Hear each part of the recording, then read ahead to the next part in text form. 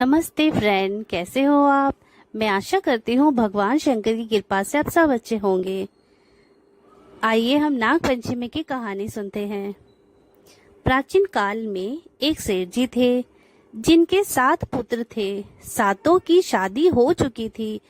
सबसे छोटे पुत्र की पत्नी श्रेष्ठ चरित्र की थी, परंतु उसका कोई भाई नहीं था। एक दिन सेठ जी के सबसे बड़ी बहू ने घर लीपने के लिए पीली मिट्टी लाने को सभी बहुओं को साथ चलने के लिए कहा, तो सभी धलिया और खुरपी लेकर मिट्टी खोदने लगी। तभी वहां एक सांप निकला, जिसे बड़ी बहू खुरपी से मारने की कोशिश करने लगी। यह देखकर छोटी बहू ने उसे सांप को मारने से रोक लिया। यह सुनकर बड़ी बहू ने उसे नहीं मारा और सांप एक और जाकर बैठ गया। तब छोटी बहू ने उस सांप से कहा, हम अभी लौटकर आती हैं, तुम यहाँ से कहीं मत जाना।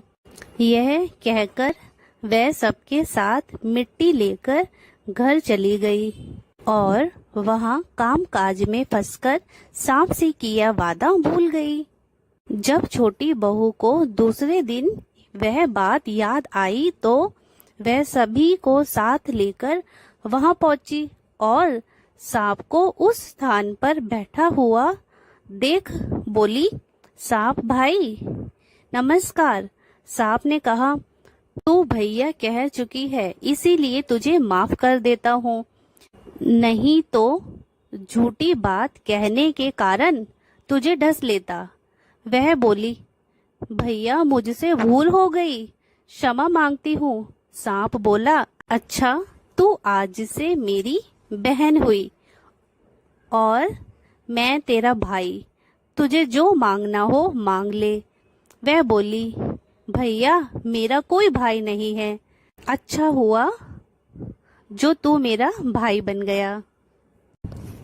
कुछ समय बीतने पर वह सांप मनुष्य का रूप लेकर उसके घर आया और बोला कि मेरी बहन को भेज दो। सब हैरान हो गए, क्योंकि सभी ये जानते थे कि इसके तो कोई भाई ही नहीं था।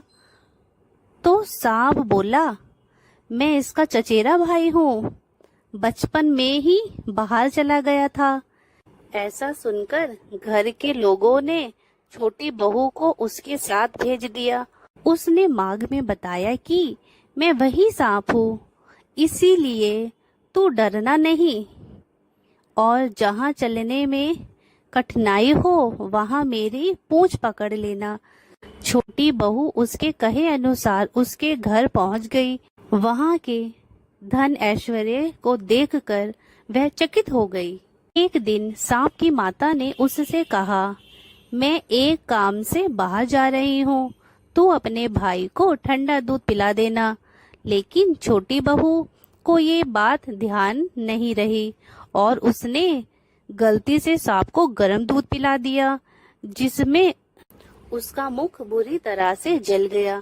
यह देखकर सांप की माता बहुत क्रोधित हुई, परंतु सांप के समझाने पर शांत हो गई।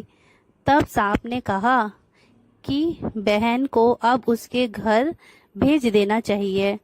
तब सांप और उसके पिता ने उसे बहुत सा सोना, चांदी, जेवरात, वस्त्र, आभूषण आदि देकर उसको घर पहुंचा दिया। इतना ढेर सारा धन देखकर बड़ी बहू ने ईर्ष्या से कहा, तेरा भाई तो बड़ा धनवान है, तुझे तो उससे और भी धन लेना चाहिए। सांप ने यह वचन सुना तो सब वस्तुएं सोने की लाकर दे दी। यह देखकर बड़ी बहू ने कहा, इन्हें झाड़ने की झाड़ू भी सोने की होनी चाहिए। तब सांप ने झाड़ू भी सोने की लाकर रख दी। सांप ने छोटी बहू को हीरा मणियों का एक अद्भुत हार दिया था। उसकी प्रशंसा उस देश की रानी ने भी सुनी और वह राजा से बोली कि सेठ की छोटी बहू का हार यहाँ आना चाहिए। राजा ने मंत्री को हुक्म दिया कि उससे वह हार लेकर शीघ्र ही उपस्थित हो मंत्री ने सेठ जी से जाकर कहा कि महारानी जी छोटी बहू का हार पहनेगी, वह उससे लेकर मुझे दे दो। सेठ जी ने डर के कारण छोटी बहू से हार मांगकर दे दिया। छोटी बहू को यह बात बहुत बुरी लगी। उसने अपने साफ भाई को याद किया और आने पर प्रार्थना की, भाई, रानी ने हार छीन लिया है, तुम कुछ ऐसा करो कि जब वह हार उसके गले में रहे तब तक के लिए सांप बन जाए, और जब वह मुझे लौटा दे तब हीरो और मनियों का हो जाए। सांप ने ठीक वैसे ही किया। जैसे ही रानी ने हार पहना वैसे ही वह सांप बन गया। यह देखकर रानी चीख पड़ी और रोने लगी। यह देख राजा ने सेठ के पास खबर भेजी कि छोटी बहू को तुरंत भेजे। सेठ जी डर गए कि राजा जाने क्या करेगा। वह स्वयं छोटी बहू को साथ लेकर उपस्थित हुए। राजा ने छोटी बहू से पूछा, तूने क्या जादू किया है? मैं तुझे दंड दूंगा। छोटी बहू बोली, राजन, धृष्टता क्षमा कीजिए, यह हार ही ऐसा ही है कि मेरे गले में हीरो और मनियों का रहता है और दूसरों के गले में सांप बन जाता है। यह सुनकर राजा ने वह सांप बना हार उसे देकर कहा, अभी पहनकर दिखाओ। छोटी बहू ने जैसे ही उसे पहना वह हीरो और मनियों का हो गया।